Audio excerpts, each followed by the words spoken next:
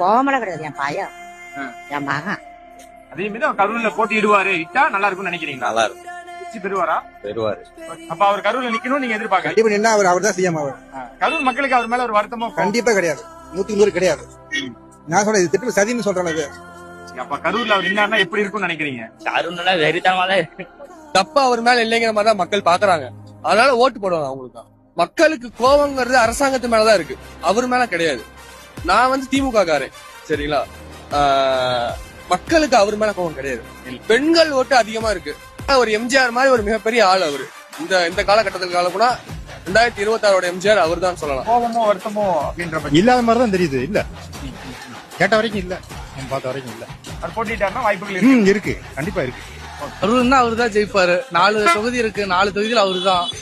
என்ன ஏன் இவ்வளவு கான்பிடன்ட்? மக்கள் மாற்றத்தை விரும்புறாங்க. இவங்க என்னங்க பண்ணாங்க, என்ன சொல்றது, சொல்ல முடியாத நிலைமையில நாங்களா இருக்க இளைஞர் எல்லாம் அப்படி இருக்கோம்.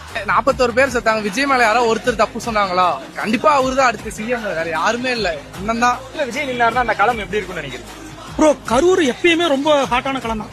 உங்களுக்கு அவர் விஜயபாஸ்கர், செந்தில் பாலாஜி, விஜயபாஸ்கர் 2 பேரும் டாப் காம்படிஷன். விஜய் என்னார்னா தமிழ்நாடு ரொம்ப திரும்பி பார்க்குற தொகுதியா இருக்கும். இது தப்பு வந்து பாதுகாப்பு கொடுக்க வேண்டிய கவர்மெண்ட்டுக்கு பொறுக்கணும். இது முழுக்க கவர்மெண்ட் மேல எல்லாமே குறை சொல்லுவாங்க தவிர விஜய் மேல எந்த ஒரு மிஸ்டேக் யாரும் வந்து நின்னாருன்னா வெற்றி பெறுவான்னு நினைக்கிறீங்க? வெற்றி பெறுவாங்க. அப்படியா? ஏன் இவ்வளவு கான்பிடன்ட்?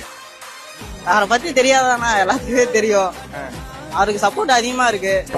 இவ்வளவு நடந்திருக்கு. 2026 அவர் கரூர்ல போட்டியிடணும்னு நினைக்கிறீங்களா? கண்டிப்பா செந்தில் பாலாஜி எதிர்த்து அவர் போட்டியிடும் தான் நான் நினைக்கிறேன். அப்படி இந்த கரூர் மக்களுக்கு விஜய் மேல ஒரு கோபமோ வருத்தம் அப்படிலாம் எதுவுமே கிடையாது. இடத்துக்கு போன பீரியட்னா மாவட்ட நிர்வாகத்தை சொல்லலாம், போலீஸ் பாதுகாப்பு இல்ல அதை சொல்லலாம். அவர் மேல எந்த வருத்தம் கிடையாது. பாதிக்கப்பட்டவங்க வீட்டுல இருந்து ஒருத்தவங்க கூட அதுக்கு எதிராக குரல் கொடுக்கலையே.